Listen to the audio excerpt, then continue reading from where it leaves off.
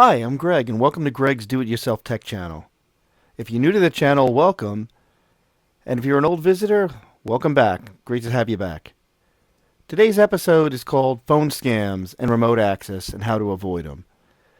This is going to be a huge episode, especially if you have friends, family, or older friends or family that have issues or are easily tricked by phone scams and people that can con them over the phone. There's a lot to talk about. There's some big dangers here. And I have helped people with this, usually, unfortunately, after they've already been conned.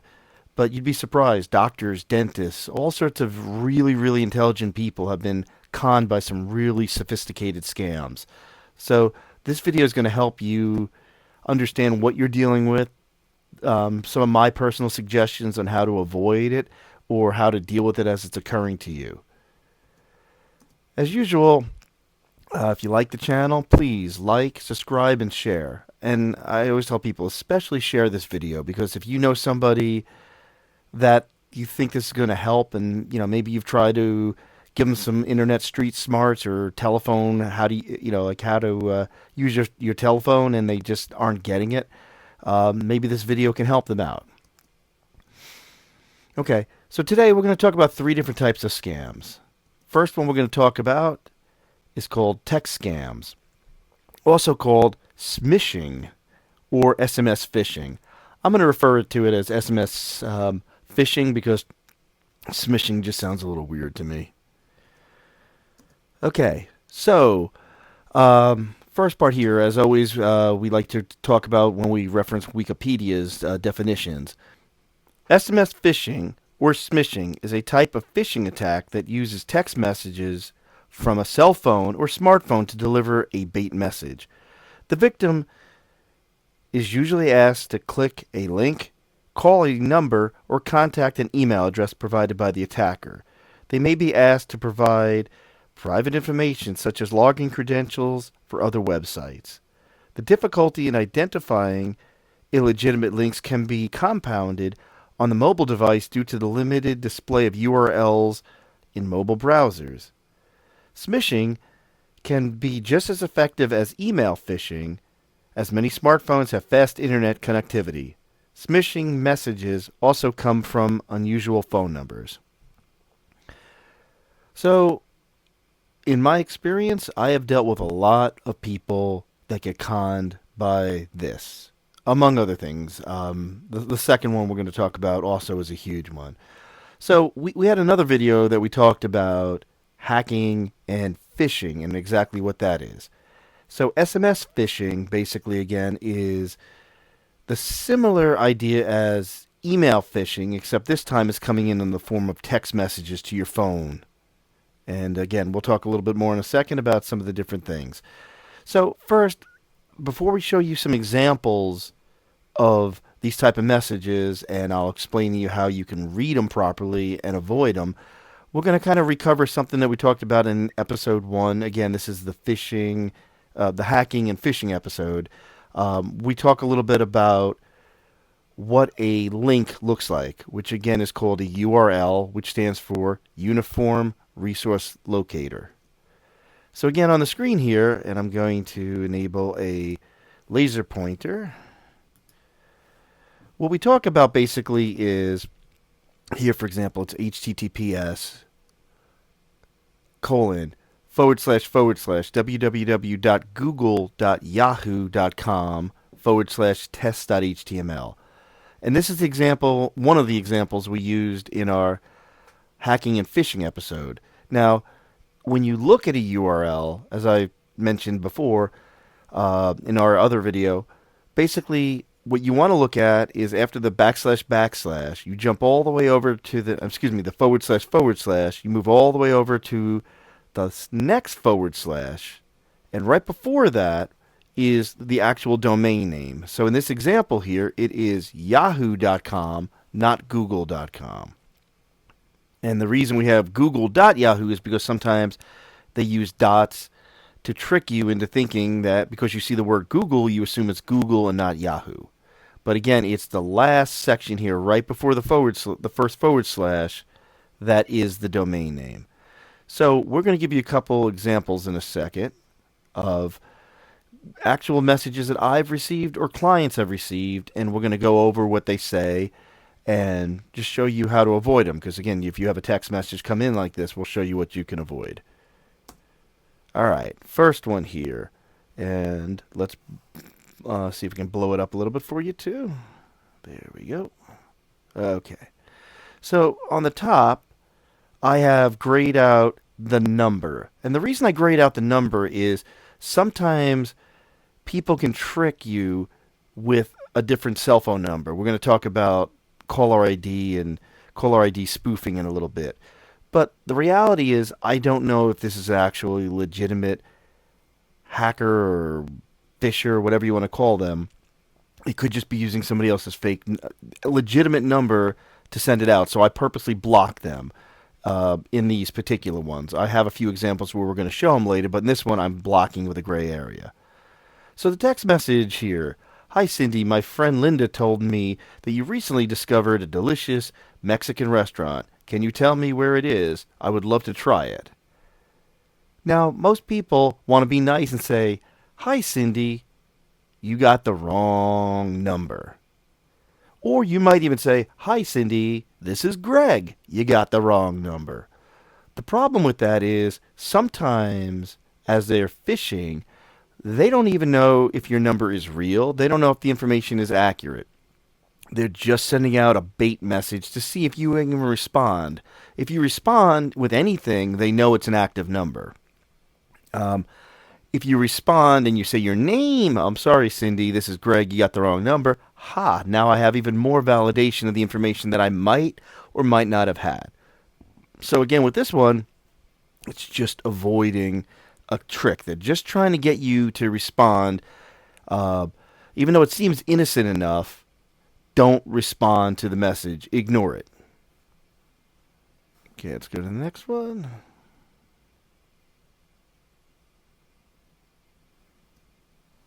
Okay, this is a classic one. Your vehicle has an unpaid toll past due. Please pay the due amount immediately to avoid excess late fees and suspension of your vehicle registration. Thank you. Well, there's a whole bunch of things here, and then we're going to get down to the link that they want you to click on. So first off, your vehicle has an unpaid toll past due. Grammar's a little iffy, so that's your first indicator that this is probably fake.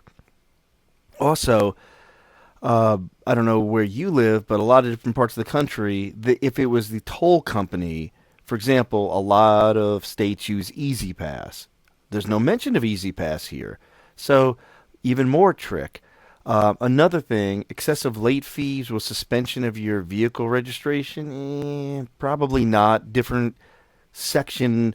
So tolls can do all sorts of different things, but they're probably not going to suspend your vehicle registration. Maybe in your state they could, but most states I'd question that one. Now let's go down to the link here. So not all this is link information because only this top part here is in blue with an underline, so that's the actual link. So it is US 45823JOQWZN dot US 48706.co. Now, just because it doesn't have the HTTPS colon / in front of it, not all links always do that. Some of them, they just skip that part, but everything else is there. This is the link information. They just don't bother with the HTTP or HTTPS. They'll automatically assume it's there. So, looking at this, you'll see, actually, right after the, where is it? Right after the ZN, there is .us.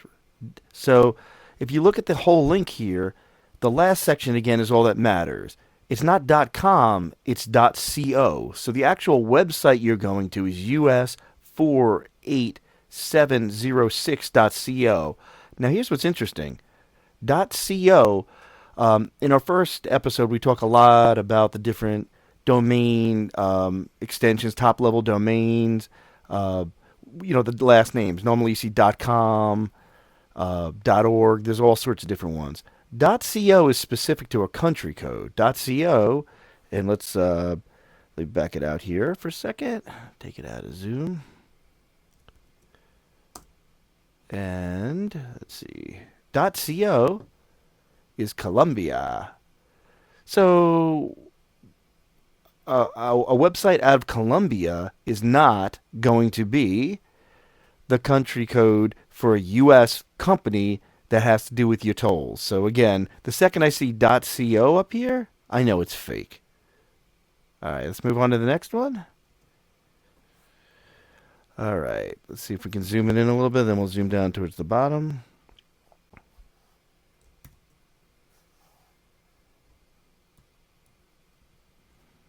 Okay.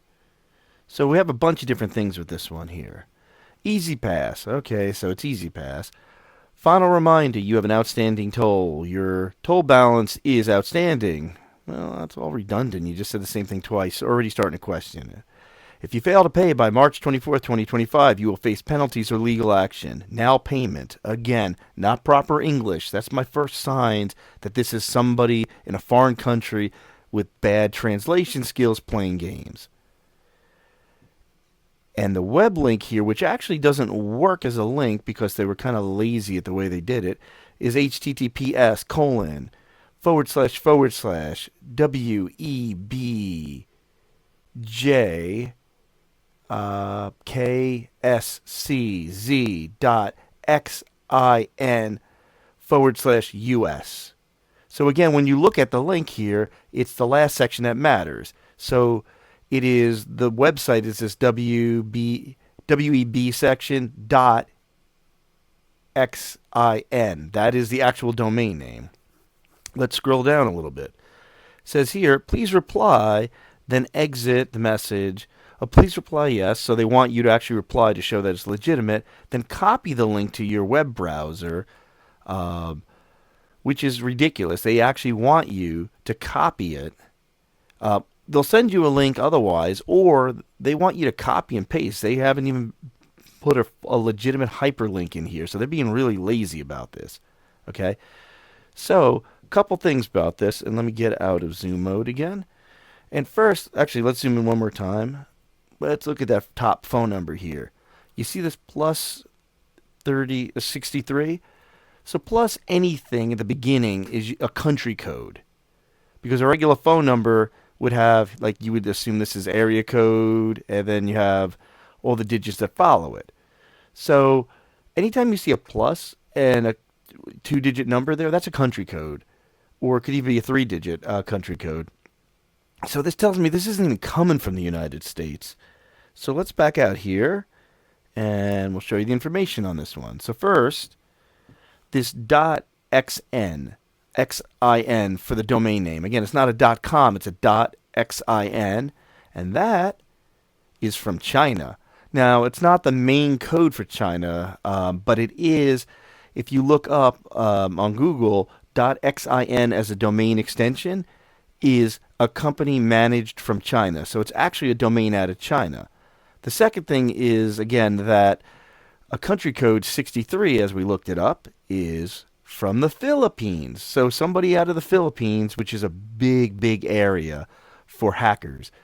Russia, China, Philippines, India are all big all big countries for hackers to screw around with stuff like this. So big surprise there. You got a text message from another country trying to play games. So, and again, to me, this one's a weak one because you didn't even bother giving me a link I could click on. You making me cut and paste it? Come on. That's a little silly. Anybody who knows how to cut and paste probably could see through this particular one. All right, let's go to the next one. These come up all the time. Let's zoom in. So, my Amazon package. Okay, Amazon.com. Maybe that's a legitimate link for Amazon.com up there. Quite possibly is. I'm not going to click on it. First off, this is silly over here, too. Let's look at where it came from. Amazon-payment 232311 at Amazon. I'm not even going to click on that to expand it because I'm worried about clicking the wrong thing and linking it. Found a suspicious transaction. For security reasons, we've deactivated your account. Oh, no. Here we go with this again. Please secure and verify your payment method. To reactivate your account, click and follow the instructions from the following link. So here's what's wild with these. If you click on this top one, it probably is actually going to take you to Amazon.com. But if you look at the bottom link down here, https://l.ead.me/Amazon-security-notice ID blah blah blah. So again, // Now we go over to the next // which is right here, and we're going to look at the end here. So it is actually, it's not even lead me, it is l.ead. So the actual domain name is ead.me. So the domain extension is me, not .com, not anything else, not Amazon.com, just .me. So let's back out here again so you can see my full slide. And .me is actually Montenegro as a country. But the funny thing is they decided that you could also use them for personal stuff. So even though it's Montenegro, what they decided was, hey, people like .me as a name, so they're allowing people to buy those names. Either which way, it's not Amazon.com. It's a fake one. But you start getting, uh-oh, my Amazon account. Ooh. Okay, let's go on to another one. Okay.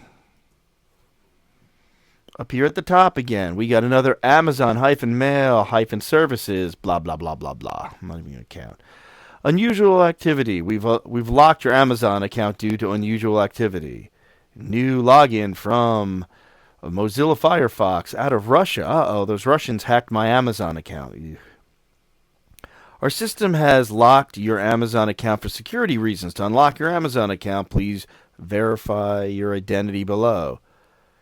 So once again, we got a nice big one here. Let's take a look. Zoom in a little closer. https://wua.sound link. So soundestlink.com/link. Blah, blah, blah, blah, blah. And again, as I've mentioned in our first video, ignore all this gobbledygook down here. What you're looking at is, again, here's your first two // jump to the next // right before it is the domain name. This one is soundestlink.com. Again, not Amazon.com. You're clicking there, you're going to the wrong website. Okay, let's get out of here. So we don't have to explain where .com comes from. It's just a .com company. So, it's not even out of another country or using a registered link from another country. It's a .com. Still, anyone around the world can still get a .com account. The point is, again, it's not Amazon.com, but you see this and you panic and you want to click on it because you want to know what's going on. Don't. All right, we got one more for you here. This one's the other famous one. So Amazon is a huge one we get a lot of. We see it all the time. This one, again, it's coming from USPS 15 at arrey.org. Who's that? Okay, USPS, your parcel address is wrong. We cannot deliver to your door. Fill in the address so we can deliver in time. And again, we have https://USPOSTTO.top. Well, and again, at the bottom here, copy the link in your Safari browser to open it. Well, here's the funny thing. So they know you have Safari just because there's ways to tell who has what type of devices. It's just some back information, but it makes you think, oh, wait, I have Safari? I must, I have an Apple device. Oh, no, real information. No biggie for me. But the big thing here is, again, what's the domain name? .top, right? USPOSTTO.top. Not .com, nothing like that. So let's again zoom out a little bit for a moment, and here we go. First off, .top is a domain name where somebody wants to be the top. I don't even know if it exists, but it would be like, today's phrase, GOAT, greatest of them all. Greatest of all time. So if there was a way to do a .goat, and I don't know if that exists yet, probably will sooner or later, but it's the same idea. I'm the top domain, I'm this or that. The reality is most people are still more comfortable with a .com or anything else. So .top doesn't mean anything. And, I mean, some could use it, but who cares? But the more important thing is it's not the right website. The real website for the U.S. Post Office is USPS.com. Anything other than USPS.com is fake every single time. But you wonder about it. And again, here, like that other one, is a lazy one. Copy the link to your browser. You didn't even bother to give me a hyperlink to do it right. So, it's lazy phishing, in my opinion, because you can't even bother to do the right, to make it easy for them to accidentally click on the link. So here's the thing. You get the scare. Oh, my Amazon account's been disconnected. Or my EasyPass has a violation. Whoa, I'm scared. Well, the problem is, and let me just disconnect the pointer here. There we go. The problem is you're scared and you really want to know. Well, it's simple. If you really want to know, go to the real website and verify your account, or call them if you have the phone number. If you have an Amazon account on your phone and you open it up and you can see everything and it's functioning, it's fine. If there's an Amazon package that was supposed to be delivered but they had a problem, look at your Amazon. It's fine. You might not have even ordered anything. It's just scaring you enough that makes you want to look. But again, once you see everything and you realize, again, it's not from the U.S. Post Office, don't worry about it. But if you can go to your local post office and say, hey, I received this. Is there really a package jammed up for me? But people are scared, and in that moment of panic, they're going to click the link and go to a bad site. If you click on it, for example, if it's the Amazon one, you probably are going to go to something that looks like Amazon. They're going to trick you into signing into your Amazon account, and then they're going to actually have real access to Amazon. Even if clicking that link takes you somewhere, you sign in and you see your real Amazon account, what they did was they moved you to a different website first to get your information, and then they passed you back to Amazon, but now they have your information. So even though it's like, oh, okay, I really am on Amazon, it was a legitimate link. No, it wasn't. It took you to a bad website first to get your information. Then it threw you to Amazon, but in the meantime, they recorded your username and password, which they didn't have. Now you gave it to them. So this is a great example of why we're talking about it on our tech channel, because it came in as a text message. Now it's affecting your computer accounts and all your other stuff. And that's the danger in all this stuff. They're tricking you into revealing information that they shouldn't. That you shouldn't give, I should say. All right, moving on to the next type of phone scam. Scam number 2, phishing. So we have smishing, now we have phishing, which is voice phishing. This one happens all the time in many, many, many different ways. Okay, let's give a definition here, again from Wikipedia.com. Okay, voice phishing. Landline telephone access has traditionally been trustworthy, terminated in physical locations known to the phone company and associated with a bill payer. Now, however, phishing fraudsters often use modern voice over IP, VoIP, features such as caller ID spoofing and automatic systems called IVRs to impede detection by law enforcement agencies. Voice phishing is typically used to steal credit card numbers or other information used in identity theft schemes from individuals. Usually, voice phishing attacks are conducted using automatic text-to-speech systems that direct a victim to call a phone number controlled by an attacker. However, some use live callers posing as an employee of a legitimate body such as a bank, police, telephone, or internet provider. The fraudster attempts to obtain personal details and financial information regarding credit card, bank accounts, such as their PIN number, as well as personal information of the victim. With the received information, the fraudster might be able to access and empty the account or commit identity fraud. Some fraudsters may try to persuade the victim to transfer money to another bank account or withdraw cash to be given to them directly. Callers often pose as law enforcement or as an IRS, or here it says Internal Revenue Service employee. Scammers often target immigrants and the elderly, who are coerced to wire hundreds of thousands of dollars in response to threats of arrest or deportation. The bank account data is the only bank account data is not is let me do that again. Bank account data is not the only sensitive information being targeted. Fraudsters often try to obtain security credentials from consumers who use Microsoft or Apple products by spoofing the caller ID of Microsoft or Apple Inc. That's a lot to take in. So let me explain a few things that they're talking about here. First, they said landline services were traditionally terminated in physical locations. What they meant by that is in the early days of phones, if you had a phone account, it went back to the phone company. You were able to trace all that information back. Now, with voice over IP, basically someone has a phone, they can just plug into any internet jack in the world and actually be able to connect to the internet and make phone calls.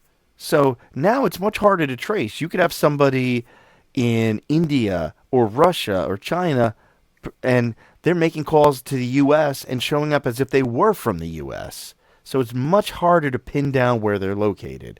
That's basically what they're talking about there. Then we're going to explain this a little further as we go forward. Next thing, let's talk about what they said about caller ID spoofing. What does that mean? Caller, again, from Wikipedia, caller ID spoofing is a spoofing attack, which again, I won't give you the definition, I'll explain it in a minute, which is a spoofing attack which causes the telephone network's caller ID to indicate to the receiver of a call that the originator of the call is a station other than the true originating station. This can lead to a display showing the caller ID, showing the phone number different from that of the phone number for which the call was placed.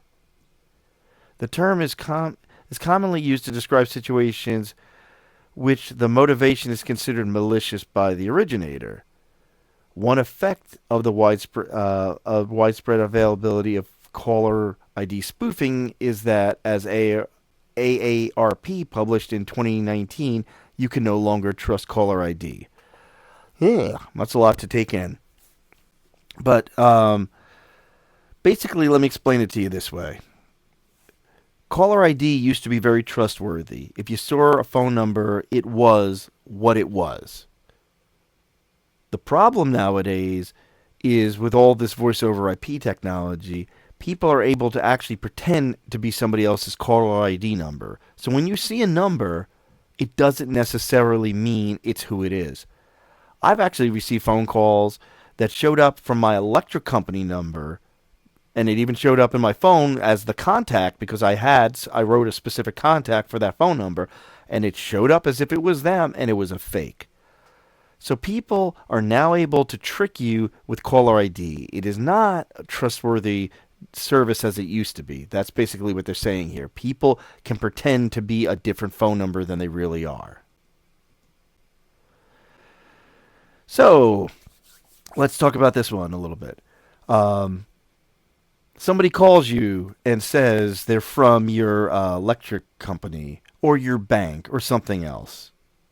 Well, before you get too far into that conversation, what you can say to them is, give me your extension number. I'm going to call you back at the main number I know for your company. The number that just showed up on my caller ID, for example. Now, while people can spoof caller ID, which means that even though they called you, they can pretend to be a different phone number, they cannot usually trick the other way. If you dial the legitimate number that you know is the right number, they're not going to intercept that call except in a few very special occasions. So most of the time, for example, someone pretends to be from the IRS, you can look on a tax bill or a tax form and get the legitimate number for the IRS and say, I'm going to call you back at this phone number. What's your extension? most of the time they're going to panic and say, "Oh no, I'm a special division and I'm not with the main number." It's nonsense. You want to stop what you're doing and say, "I'm going to call the legitimate phone number for the legitimate company," and that's going to put an end to what they're doing. Now, sometimes they can get nasty, and especially if you hang up on them. They might even call you back. Oh well. I had one time somebody pretended to be a gas company that I know the name of the gas company, but they're nowhere near here. So I said to them, "Nice try," and I hung up on them. They called back a minute later and said, "How dare you hang up on me? Didn't mean to say I was from that company. I'm actually from this company." And I said again, "Nice try, not my company." Hung up on them. Called back a third time. I picked up and just hung up on them. I'm done with them. But again, they wanted to change names and got angry with me hanging up on them multiple times. You have every right to hang up on them over and over again. You have every right to throw them in a voicemail. You don't have to engage people. And I'm going to tell you a little bit more why in a minute. But basically, don't let them con you into that conversation. And especially today, there's a bunch of reasons why you really don't want to engage them, even though in the old days it was kind of fun. All right. Next, let's talk about why. So, voice calls are also a form of spam.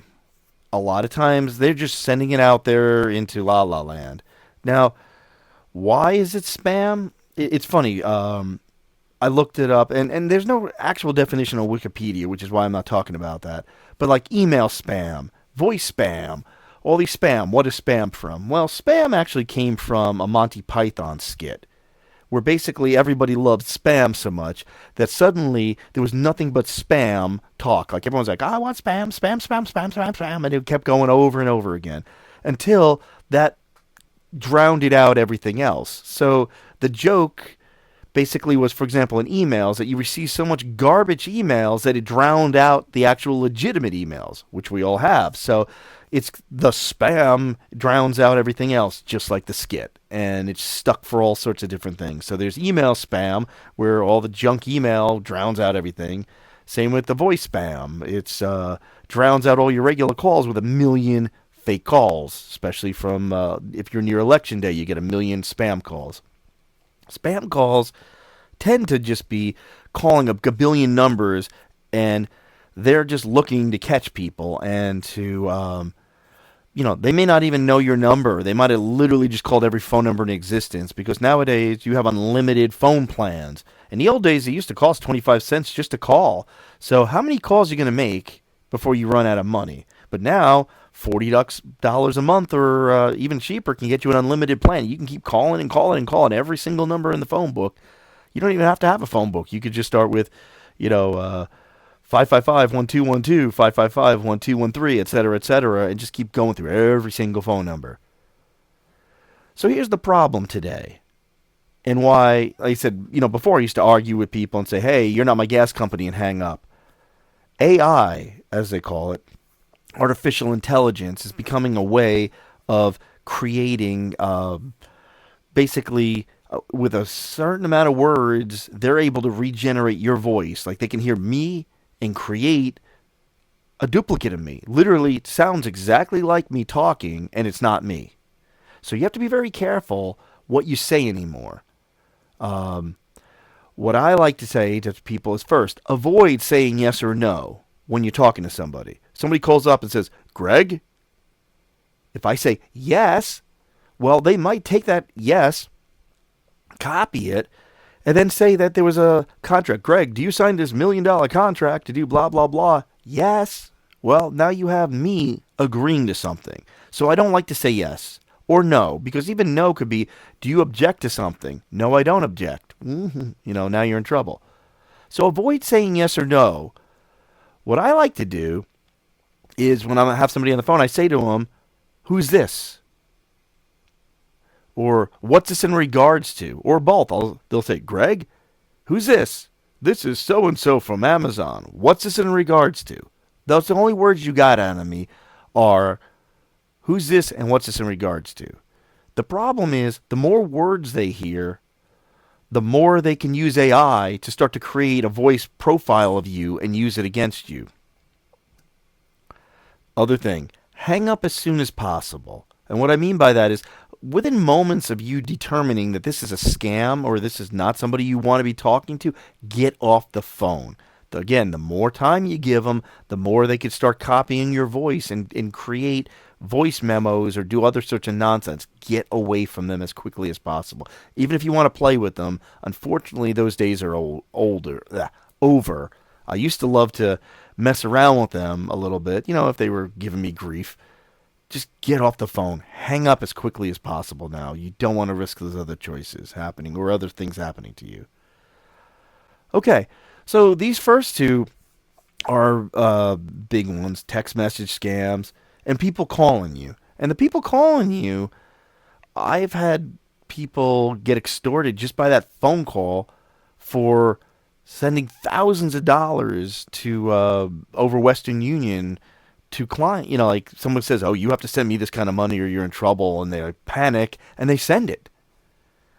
But this is another one that gets people a lot. I see this often. And this one, the third type of scam here we're going to talk about, scam number 3, phishing, voice phishing again, with remote access. Now, what does that exactly mean? So voice phishing with remote access. Basically what happens with voice phishing with remote access is somebody calls you and claims to be from Microsoft or Dell or somebody else, maybe Apple. Microsoft's the number one I've seen out there. And they trick you basically with common information known about your computer to make you believe that they actually already have access to your computer, so you will give them access. And I'm going to demonstrate this in a minute to explain it a little better. But basically, they're going to call you and say, "Hey, I already have access to your computer, and I need you to do a few things for me."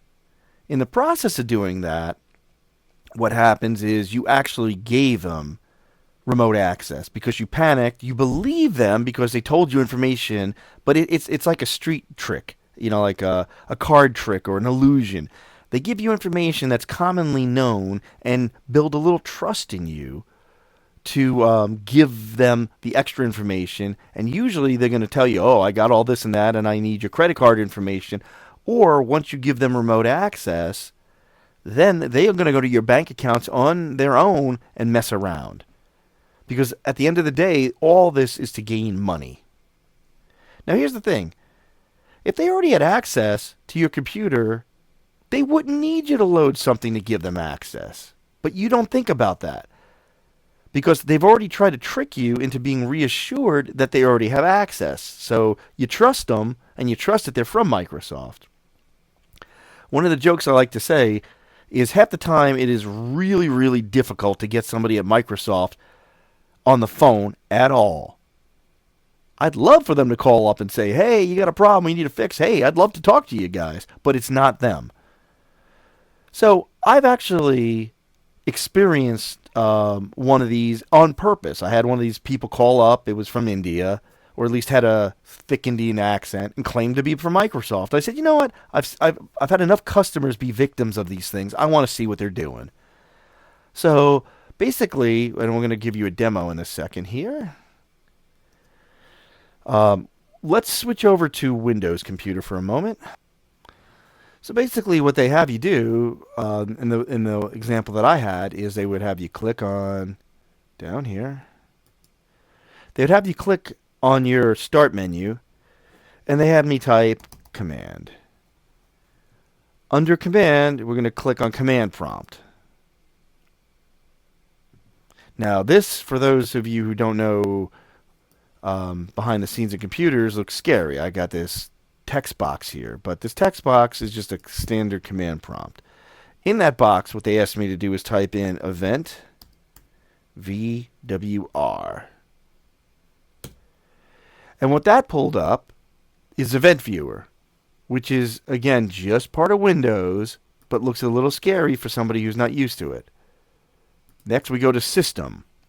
So they had me click on this. Okay, so you're going to click on, type in that Event VWR, which is basically the same as going into Control Panels and go to Event Viewer, or Administrative Tools Event Viewer. So they make this fancy way of jumping through there. Then they want me to pull up this screen here. Now let's zoom it in a little bit.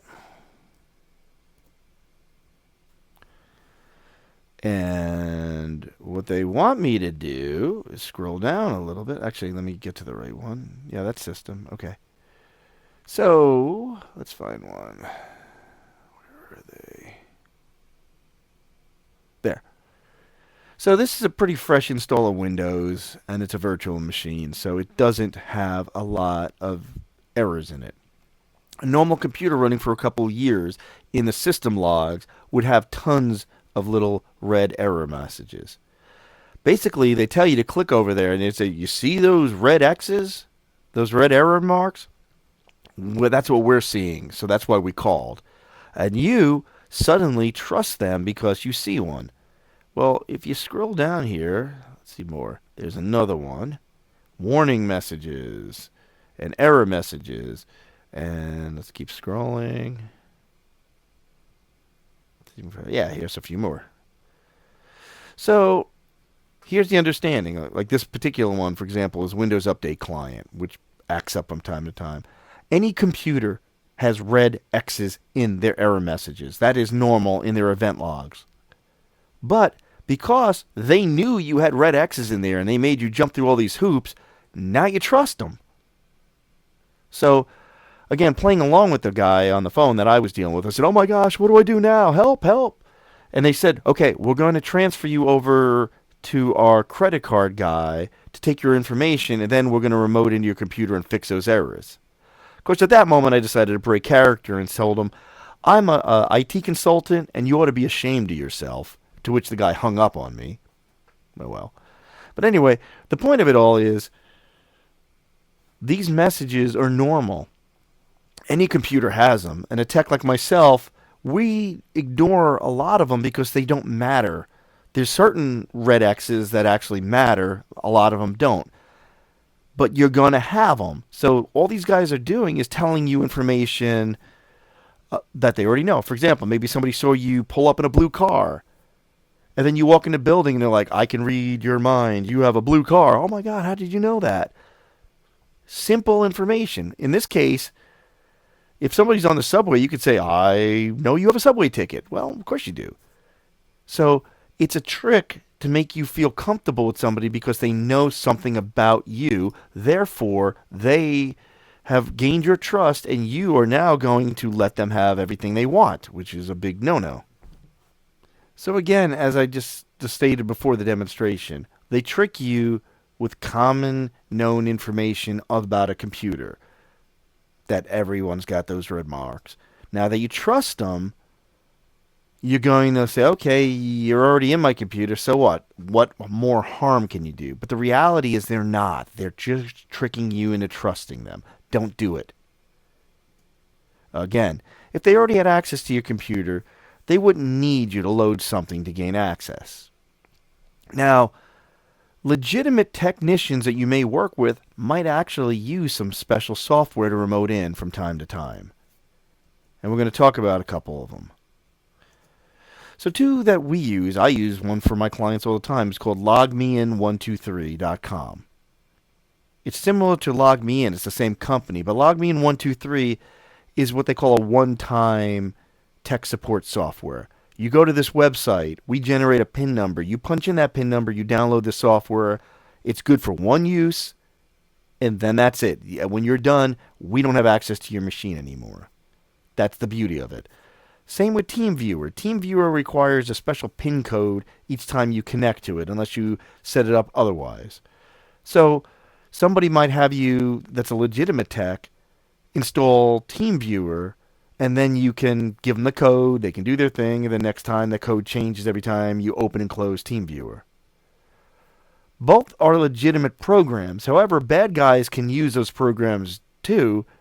And the thing about TeamViewer and LogMeIn, if you enable them to transfer files or remote control your machine and transfer files, they could load bad software on your computer that could spy on you, which would include spying on you going to websites and stuff like that, like your bank. And you don't want that. So Both are legitimate, but you got to be careful and know that you're with a trustworthy source before you allow that. Um, how do you know it's a trustworthy source? Because this is somebody you went right to. If I actually call Microsoft, if I know their legitimate phone number, and there are a few out there for them, if you go to Microsoft.com and you look up a phone number for support, or you call Dell, and Dell wants to remote in. Well, if you call Dell, Dell's not calling you. If you call Dell because you know their number from when you bought your machine, and they say they want remote access with one of those programs, it's fine. Microsoft and even Apple even have some built-in utilities that their engineers can use. You have to enable it. You have to give them special control. Like basically you have to give them a code. Without that code, they can't magically get in your machine.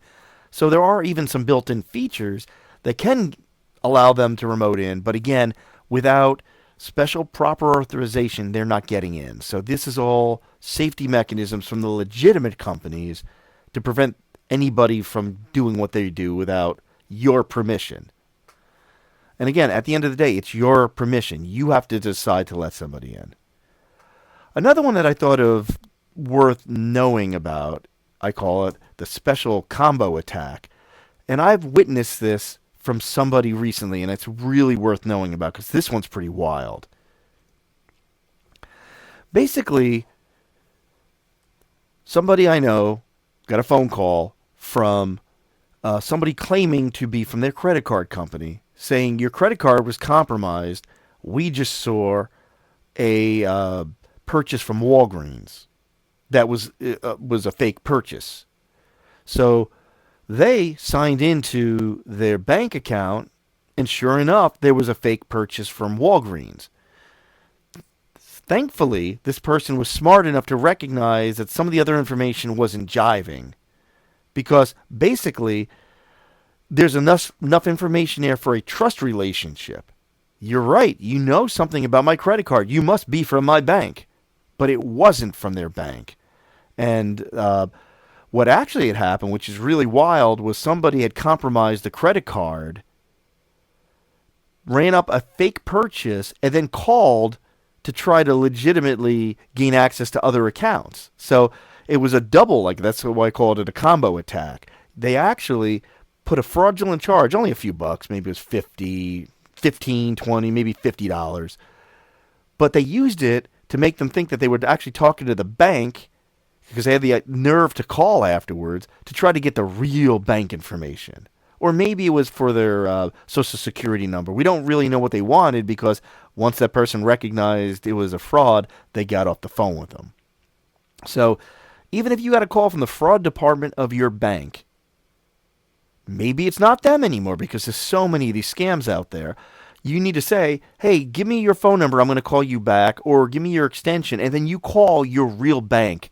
Look at the back of your credit card for the phone number, and you call your bank back. Don't trust that you're really talking to your bank because, like I said, in this case, it was a really wild setup scam that, was used to try to get that far. Thankfully, this person was smart enough to know this was not legitimate. They called their bank back, and the card was compromised, which was obviously the case, but it really wasn't their fraud department. Now their real fraud department got involved and dealt with everything else. So it's really wild, and you can't trust any calls that are coming in. It really may be fake, even if it showed the right caller ID information. Also, again, look for some of those clues. They're not speaking proper English. They're saying, I'm from your credit card company instead of naming it, whether it's MasterCard, Visa, American Express, Discover. If they're just saying, your credit card company. Even if they said it was Visa, still might not be Visa. But if you're seeing little signs that they're being vague, say, if they're like, this is from, I'm from your bank. What's my bank's name? They may not know. Even if they know, still call the bank back. Don't believe anything. So, the question is, where did they get my cell phone number in the first place? Where did they get my email address? Where did they get my credit card information? How did they get these pieces? Well, again, in my first episode, talking about hacking, we talk about hackers going after companies like Target, which was a big one that happened a few years ago, or Home Depot or whatever else. I'm not saying Home Depot was hacked. I'm just saying they go after big companies because in those big companies they have some of your information, or they try to go after banks. Basically, they take your information and they put it on a spreadsheet or a database. But, for an example, I show a little spreadsheet over here. So they might have your name, your password, your email address, your phone number, and your PIN, but they don't have your social security number.